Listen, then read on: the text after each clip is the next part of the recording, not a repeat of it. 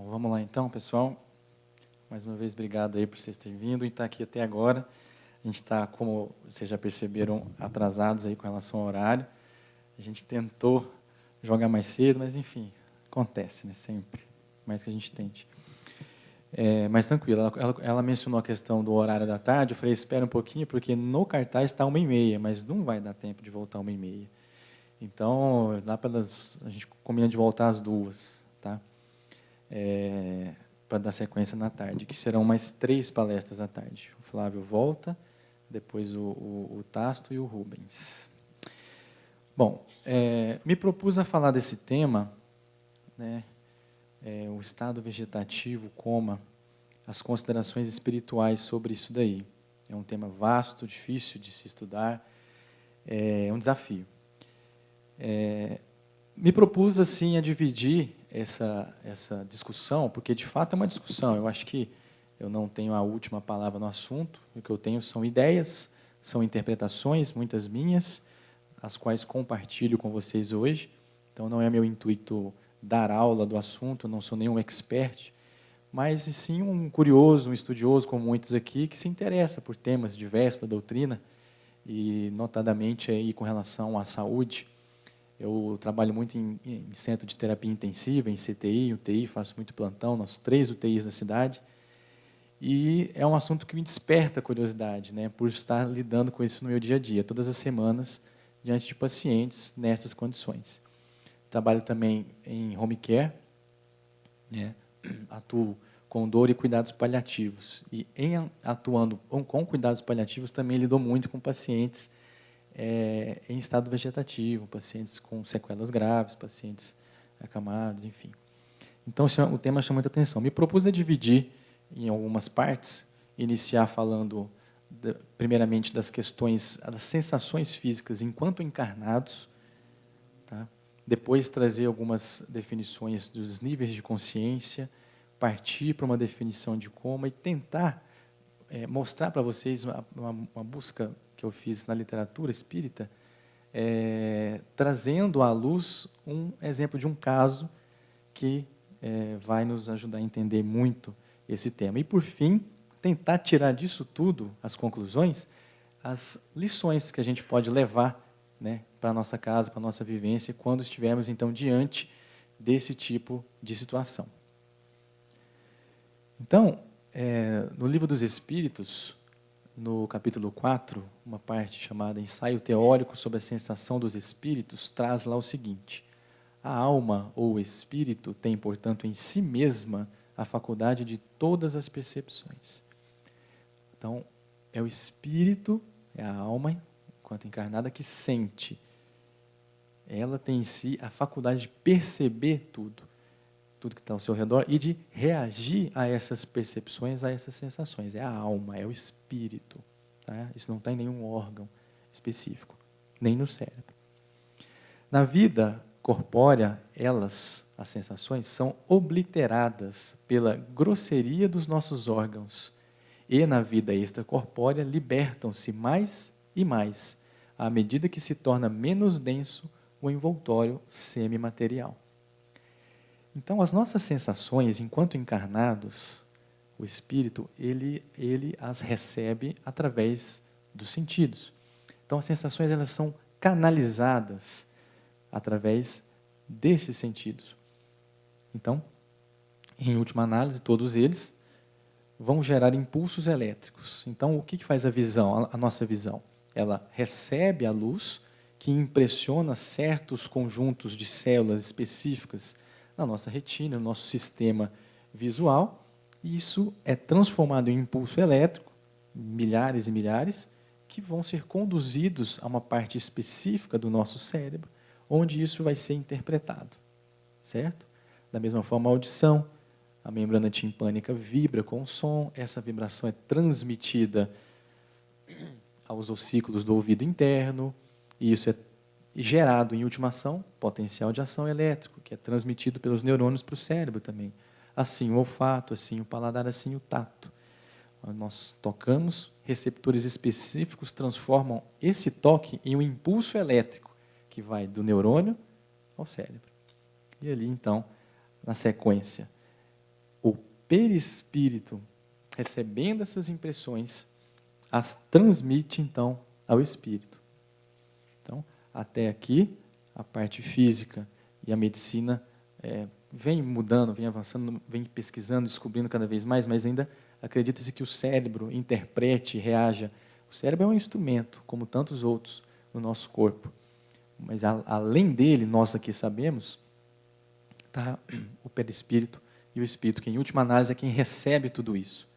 Então, enquanto encarnados, existem essas limitações. Nós somos limitados por esses sentidos. Lógico, existem os sensitivos, as pessoas com dons de enxergar e ouvir coisas que, no senso comum, na maioria das vezes, a gente não ouve. Mas, no geral, essas são as nossas limitações. Durante o sono físico, né, quando a gente dorme, a gente sabe que o nosso perispírito é dotado de uma certa liberdade, autodespreendimento natural, não total, lógico, senão seria um desencarne. Então, nós permanecemos ligados ainda ao corpo físico, né, por meio de nosso perispírito, pelo famoso cordão de prata, muita gente, cada um vai ter um nome específico para isso, mas a gente continua ligado e continua, então, através dessa ligação, recebendo influência desse corpo físico. Não, nós não estamos livres disso. Então, o perispírito, se nós entendemos no slide anterior, que é o canal através do qual as sensações do corpo físico são transmitidas ao espírito, que as interpreta e reage, aqui isso continua.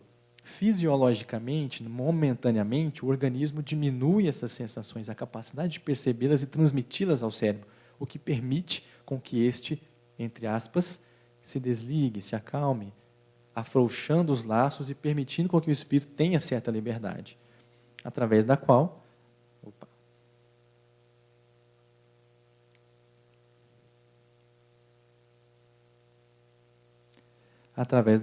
nós vamos poder fazer várias atividades. A gente sabe, os espíritas que somos, que o espírito não para na hora do sono. Pelo contrário, liberto que é, ele continua na sua vibração e vai procurar, vai buscar por ambientes e situações que lhe tenham afinidade, que estejam em acordo com aquilo que ele é, com aquilo que ele vibra. Então, vai poder receber bons conselhos, trabalhar, estudar, pode visitar amigos, parentes, pode ir à festa, sim, sustentar vícios. Tudo isso vai depender, é lógico, das nossas vibrações, né? E aí vem os sonhos, os pesadelos, enfim. O fato é que, nessa situação, o espírito é livre, relativamente, dotado de uma relativa liberdade. Pode, inclusive, comunicar-se. Pode, inclusive, dependendo do grau de evolução, do grau de desprendimento, do grau de desmaterialização, pode dar comunicações, pode influenciar o mundo em torno de si através de uma psicofonia ou simplesmente intuição. Então, isso aí a gente sabe e vamos guardar essas informações para a gente continuar nossos raciocínios.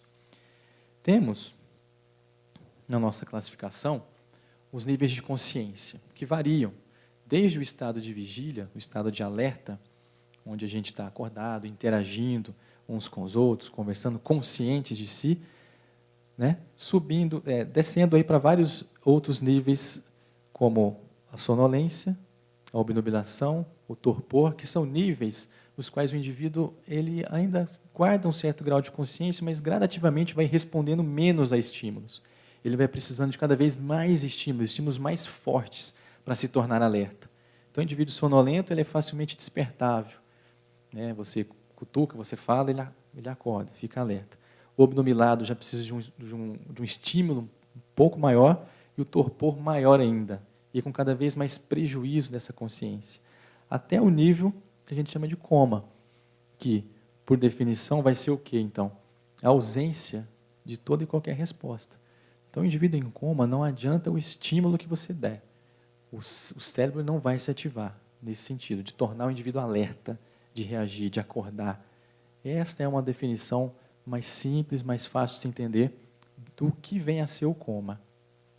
E no desenrolar dos nossos raciocínios, para a gente entender o lado espiritual, a grande pergunta que se coloca é se é possível que o espírito, nessa situação, se ele sente as coisas que acontecem com ele e em torno dele, né? Se o indivíduo em coma, como que está a posição espiritual, né, dessa pessoa, desse paciente? Essa que é a grande questão. E aí, buscando na literatura espírita, por fontes confiáveis, né, que poderiam nos orientar nesse sentido, para entendermos isso, a gente encontra lá no livro Sexo e Destino, um livro do André Luiz e psicografado pelo Chico Xavier e pelo Valdo Vieira, que eu considero uma fonte extremamente confiável, certo? A gente encontra uma situação na qual um caso desse foi descrito. Então, para quem não leu, um breve resumo, há uma situação mais para o final do livro, uma jovem chamada Marita, ela, envolvida num drama familiar terrível, ela, após sofrer uma tentativa de abuso do seu pai adotivo, que depois acabou descobrindo que era o pai realmente dela, de sangue, vamos dizer assim, depois disso, ela entrou em surto, ela se desesperou e saiu correndo. E tem uma situação muito grave aí na família, envolvendo disputa por sexo, enfim, outras coisas. E ela, numa atitude de desespero, se joga na frente dos carros, uma avenida famosa, lá, uma avenida movimentada no Rio de Janeiro da época. Acaba sofrendo, então, um traumatismo craniano e é, então, conduzida ao hospital e lá fica por algumas semanas. A gente sabe que, nessa época, e o livro narra de um tempo ainda anterior, a situação da saúde dos hospitais não era a mesma que a gente tem hoje. Então, a assistência à saúde, especialmente a pacientes graves, era muito precária. Basicamente, não tinha muito o que fazer nesses casos graves, traumatismo craniano. Então, ela fica num leito, ali, recebendo os cuidados básicos de higiene, de tudo, durante alguns dias. E do plano espiritual, o André Luiz, ele narra, então, a situação dela nessa condição, né? E traz algumas impressões sobre o comportamento dela. Então, eu trouxe alguns trechos para ilustrar e para a gente exercer o nosso raciocínio em cima disso.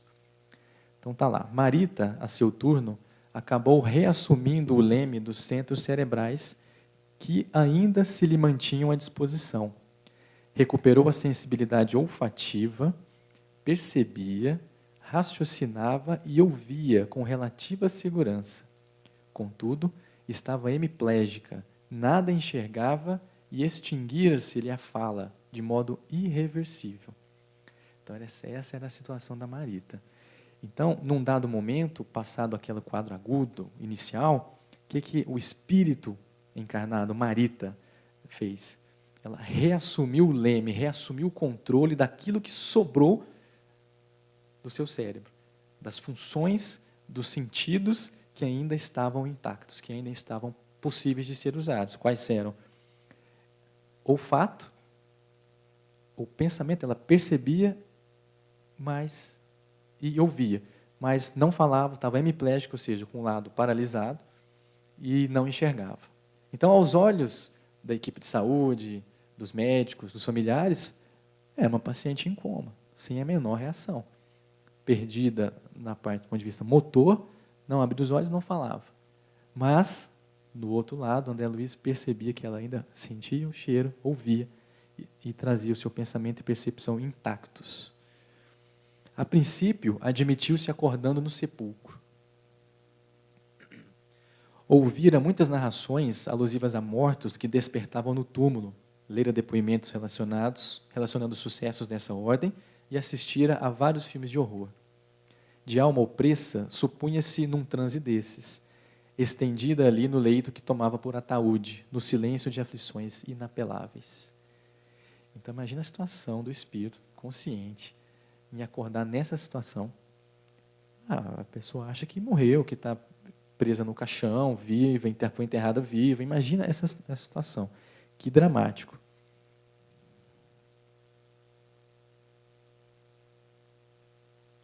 Forcejava por gritar, reclamando socorro. No entanto, veio-lhe a ideia de haver esquecido o processo de articular palavras. Sabia-se pensando com a própria cabeça, mas ignorava agora os movimentos coordenadores da voz. Apesar de tudo, reconhecia-se consciente. Sentia, memorizava. Recordou os acontecimentos que lhe haviam inspirado o propósito de morrer. Então, plenamente dona de si, enquanto pensamento, enquanto espírito, mas sem a menor condição de exteriorizar isso, de falar, de mover, de demonstrar que estava ali presente, ouvindo, sentindo, pensando, lembrando dos acontecimentos, especialmente os mais trágicos de sua vida. Então, imaginem vocês. O corpo estatelado que lhe parecia de pedra, a consciência ativa, as percepções aguçadas e a incapacidade de expressão. Intimamente, o esforço desesperado para fazer-se notar. No entanto, sentia-se entalada por gargalheira de chumbo. Irritou-se, debalde.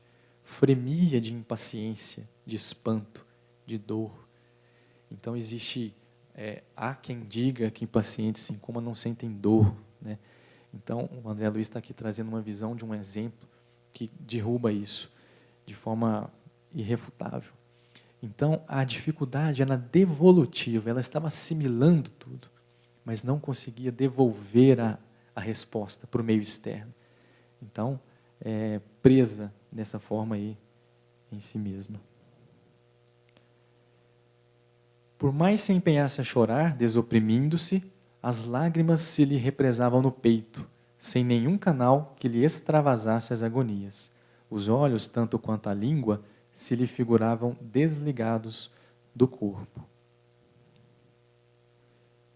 Escutou os passos da enfermeira de plantão e registrou a respiração sibilante do pai, sem a possibilidade de identificar-lhes a presença, e em vão tentou pedir explicação para o cheiro nauseante que a cercava. Então daqui a gente já começa a tirar algumas conclusões, já começa a se preocupar com alguns de nossos comportamentos diante desse tipo de situação. Então você vê, eu até estava comentando hoje mais cedo, é um livro, é uma passagem, é um caso que deve ser estudado nas faculdades e por profissionais de saúde como um todo. Porque pacientes assim chegam nos nossos pronto-socorros todos os dias, vítimas de traumatismo ou outras patologias em coma. E como que a gente está se portando diante disso? Como que a gente lida com esse tipo de situação? Não, isso aqui, ele está em coma, não precisa anestesiar. Olha lá. Dor, lágrimas, está entendendo tudo. Não, esse aqui é um caso perdido, não tem o que fazer. Na frente dele. Às vezes ele está ouvindo. Aqui, não quero generalizar e dizer que todo caso é igual ao caso da Marita. No caso da Marita, as lesões do seu trauma especificamente lhe fizeram perder aqueles sentidos descritos e conservar esses que a gente está vendo. Mas existem tantas outras possibilidades. O fato é que, o que a gente tem que guardar? Que é possível que esse paciente, que nessa situação esteja plenamente consciente de si. É possível. Só a possibilidade já nos deve ser motivo suficiente para tomar cuidado. Então, seguindo, e a questão do cheiro, né, do ambiente, da importância, tudo isso a Marita, nossa querida Marita, estava lá sentindo. Emmanuel responde, no livro, essas mensagens foram compiladas, né, daquele programa do Pinga Fogo, e essa pergunta foi feita: o que se passa com os espíritos encarnados, cujos corpos ficam meses e até mesmo anos em estado vegetativo? Coma? Emmanuel responde: seu estado será de acordo com sua situação mental. Há casos em que o espírito permanece como aprisionado ao corpo, dele não se afastando até que permita receber auxílio dos benfeitores espirituais. São pessoas, em geral, muito apegadas à vida material e que não se conformam com a situação. Aqui a gente lembra do nosso exemplo, da Marita, desencarnada em situações trágicas, apegada à matéria, numa situação familiar, enfim, terrível. Ela estava ali, apegada ao corpo. O espírito dela não tinha a liberdade suficiente para sair daquela situação. Tá? Então, ela ali estava entra exatamente nesse caso que o Emmanuel está falando. Então, depende da situação mental. Há espíritos e situações, como o Emmanuel diz, em que o indivíduo tem essa certa liberdade. Isso vai de acordo com a materialidade do espírito e com a aceitação da situação que ele tem. Agora, na nossa situação atual, no nosso mundo, é mais fácil estarmos mais pegados à matéria ou espiritualizados? É muito mais fácil estarmos apegados à matéria. É muito mais comum a primeira situação, essa que o Emmanuel está colocando. Um desencarne um pouco mais difícil, mais apego, né? E depois ele coloca, ele continua. Em outros casos, os espíritos, apesar de manterem uma ligação com o corpo físico, por intermédio do perispírito, ainda não desencarnou, dispõem de uma relativa liberdade. Então vai depender da situação do espírito, certo? Em muitas ocasiões, pessoas saídas do coma descrevem as paisagens e os contatos com seres que os precederam na passagem para a vida espiritual. É comum que após essas experiências, elas passem a ver a vida com novos olhos, reavaliando seus valores íntimos. Então isso a gente vê na medicina, a gente vê em vários exemplos de casos aí no nosso dia a dia. Então, seguindo aqui, a gente vê também que esses casos, e esse livro traz isso muito bem, exemplifica, ilustra muito bem, por isso que é um caso que eu fiz questão de trazer, porque ele serve de exemplo. Os aprendizados que essa situação gera para todos os envolvidos. Nesse caso, o André Luiz conta a respeito dela, da Marita. Aqueles dias abençoados de ensinamento e dor lhe haviam alterado a vida íntima. Percebendo que a menina entrara nos derradeiros lances da decadência orgânica, chorava consternado. Aqui, perdão, é o pai, né? Ele vendo.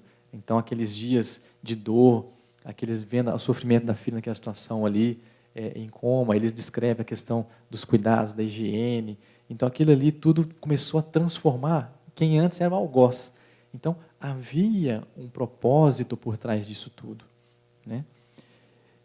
Nos últimos 2 dias, atingira avançada renovação.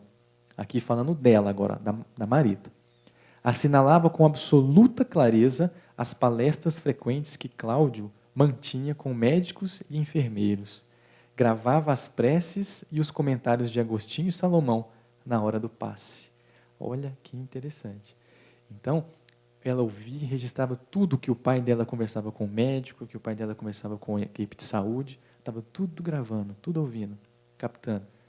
Aos olhos comuns, um corpo ali em coma, sem resposta. Não está ouvindo nada, não se preocupe. Mas ela estava gravando tudo. E, inclusive, gravava as preces e os comentários que esses dois amigos que o Cláudio fez nessa situação, que eram espíritas, e o Cláudio, inclusive, nessa situação, ele se converte ao espiritismo. Ele entra em contato com a doutrina nesses dias de dor, vendo a filha, ele busca por respostas e encontra a doutrina.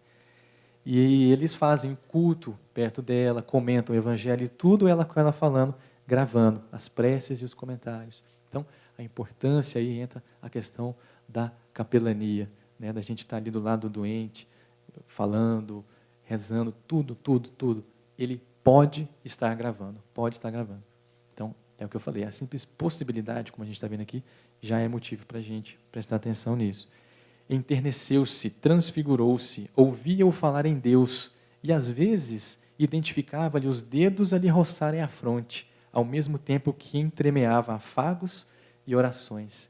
Então, se a gente passa diante de leitos assim e vê uma mãe, um pai fazendo um carinho, falando perto do ouvido, ô meu filho, tá.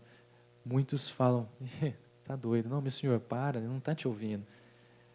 Não, calma lá, pode estar assim, gravando, sentindo o carinho, o afeto, o amor, as orações que são feitas, os comentários, né?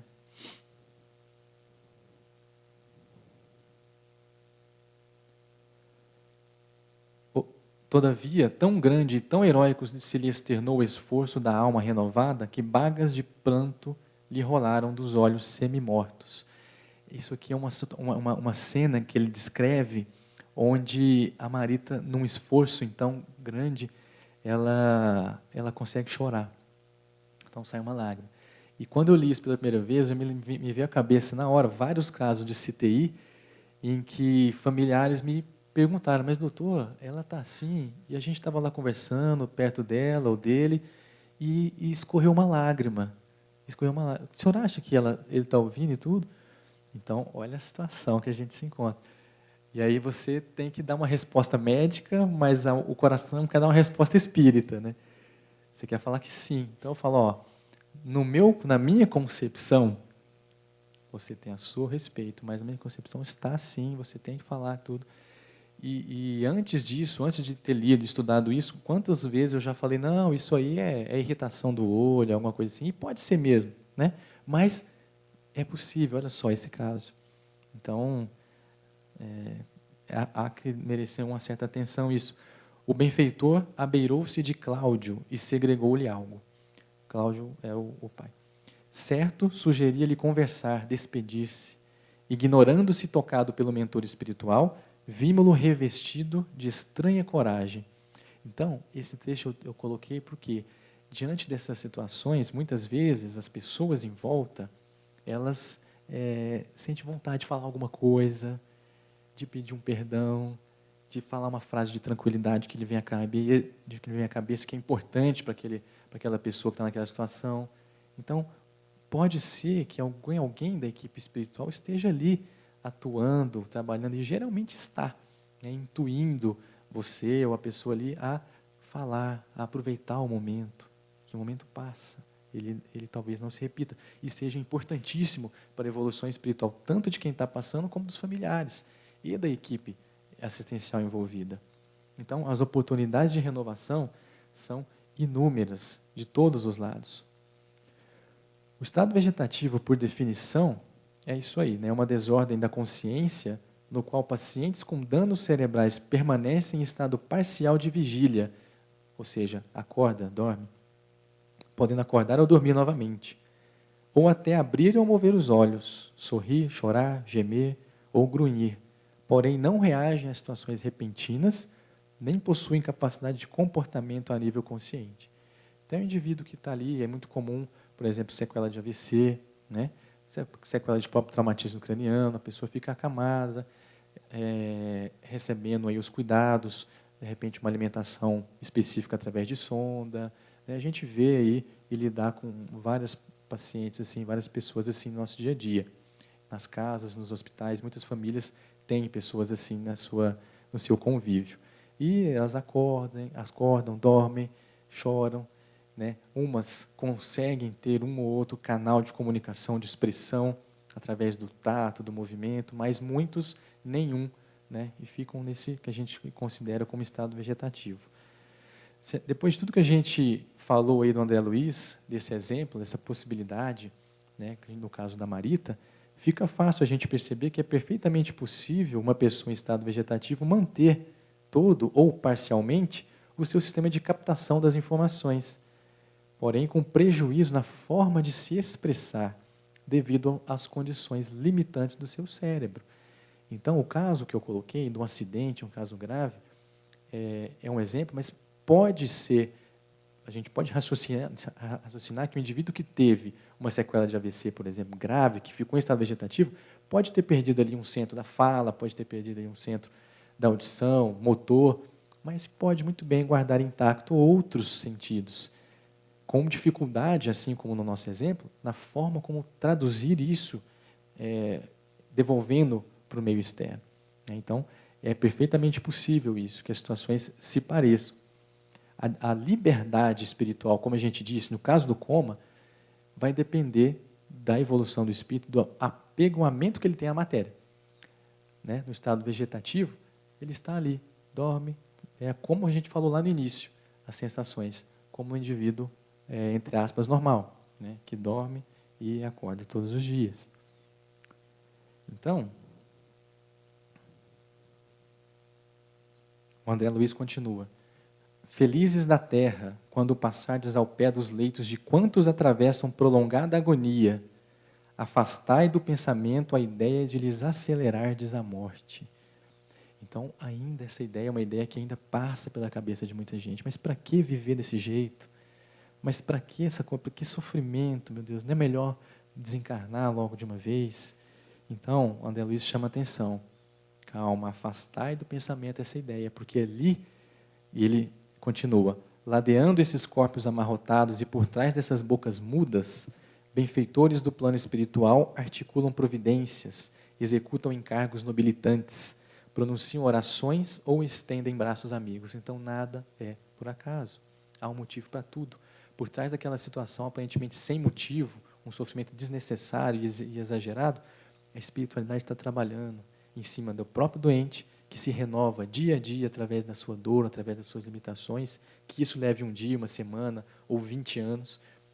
E também na família em torno, dos entes queridos envolvidos nessa situação. Quantas famílias eu já não acompanhei que em casa, depois de uma certa mudança de um familiar que entra em estado vegetativo, depois de uma sequela, a família se reestrutura, a família melhora, as coisas evoluem, acontece a união de pessoas antes separadas. Ou o contrário também, gente que não entende a situação e se desfaz laços familiares, mas enfim, há trabalho, há evolução acontecendo nos bastidores espirituais, em aspas, disso, e inclusive com a equipe de saúde envolvida. Tá? É um aprendizado constante, são focos de luz que estão ali disponíveis ao aprendizado de todos aqueles que se propõem a entender essa situação. O final daquela mensagem do Emmanuel, ele diz o seguinte: em qualquer das circunstâncias, o plano espiritual sempre estende seus esforços na tentativa de auxílio. Daí a importância da prece, do equilíbrio da palavra amiga e fraterna, da transmissão de paz, das conversações edificantes, para que haja maiores condições ao trabalho do bem que se direciona, nessas horas, tanto ao enfermo como aos encarnados, familiares e médicos. Então, o livro é o Plantão de Respostas do Chico. Então, olha o Emmanuel chamando a atenção aí para essa situação, que em qualquer que seja a situação, a espiritualidade trabalha e que nos compete criar meios para que esse trabalho aconteça e não atrapalhar. Então, como que a gente deve se comportar, então, diante desse tipo de paciente, diante desse tipo de pessoa, seja no estado de coma ou no estado vegetativo? Então, manter um ambiente de respeito, primeiramente. Isso em qualquer das situações, desde um pronto-socorro, onde esse paciente, essa pessoa acabou de chegar, até um CTI, ou em casa, depois, para onde ele pode muito bem ir e ser cuidado pela família. Então, o ambiente tem que ser um ambiente de respeito. E, infelizmente, para ser sincero, a realidade dos pronto-socorros não é bem essa. O ambiente, às vezes, é cheio de brincadeiras desnecessárias, comentários indignos a respeito dos motivos pelos quais o paciente chegou. Ah lá, estava correndo de moto, né? É a palavra que a gente mais ouve. E isso tem que acontecer mesmo. Correu, parabéns, está aqui. E por aí vai, coisas pesadas. E como a gente viu, isso não ajuda em nada. Muito pelo contrário, atrapalha. O paciente pode estar ali ouvindo tudo. E a equipe espiritual envolvida também. Então, manter um ambiente de respeito, acima de tudo. Um ambiente de calma e de paz, certo? Não estou querendo dizer que precisa colocar a Enya no fundo e ficar tocando o tempo todo no pronto-socorro. Calma e paz é uma situação íntima dos envolvidos, em estar ali assistindo o paciente com tranquilidade, né? Evitando certos tipos de fala ou pensamento. Muito cuidado com o que se fala e até mesmo com o que se pensa. Então, como a gente viu, é possível que estejam nos ouvindo, e a maioria com certeza estará. A gente sabe que os canais, como a gente viu, do corpo físico obliteram a sensibilidade do espírito, mas a sensibilidade espiritual ela está ali, plena. Então, se o espírito não recebe isso pelos seus sentidos que lhe sobraram, ele vai receber isso de forma espiritual. As vibrações que você lançar, as palavras que você disser e os pensamentos que você fizer também. Então, de nada adianta chegar num ambiente desse, de calma, de paz, de respeito, com um pensamento voltado para o mal, um pensamento ligado em uma outra coisa, uma outra situação maléfica. Né? Então, é mais fácil você estar atrapalhando, trazendo consigo companhias espirituais indesejadas para o ambiente. Então, exercer a prece para manter essa vibração. Certo? Isso ajuda demais, demais, demais mesmo. No início desse livro, ele já inicia com um caso semelhante da mãe da Marita, em situação terminal em casa. E ele menciona justamente isso, o pensamento das pessoas envolvidas. Ele dá a cena de uma moça, filha, cuidadora, que fuma no ambiente, e o espírito desencarnado fala, mas que absurdo, olha aí, falta de respeito e tal. Então, coisas que temos que mudar. Tratar a pessoa como qualquer outra pessoa, entre aspas, normal. Dar bom dia, identificar-se, explicar o que está fazendo, dar notícias. Então, a gente vê, às vezes, alguém da enfermagem, um paciente em coma, né, chega lá e fala, fulano, vou puncionar uma veia, vou puncionar uma artéria, vou passar uma sonda. E há quem olhe e fala, para quê? Para que você está falando? Não adianta nada, mas adianta, gente, adianta. Está ali, está sentindo, tem dor, quer se expressar, não consegue. Então tem que chegar, tem que tranquilizar. Imagine a gente preso numa gaiola escura, sem poder fazer nada. Se a gente tiver a bênção de uma voz amiga que chegue até nós e nos diga, calma, está tudo bem. Aconteceu isso, isso e isso, você está no hospital, estamos cuidando de você, teu pai, tua mãe, enfim, está tudo bem, fica calmo, vou fazer isso, vai doer um pouquinho, vou dar uma anestesia, enfim. Então, é tratar como se a pessoa estivesse ali. Tá? E em casa também. Né? As mais diversas situações, a gente está ali envolvido no meio, dá bom dia, dá boa tarde, fala oi, estou aqui do seu lado, sou fulano, é um prazer ter você aqui, estamos fazendo o melhor para você.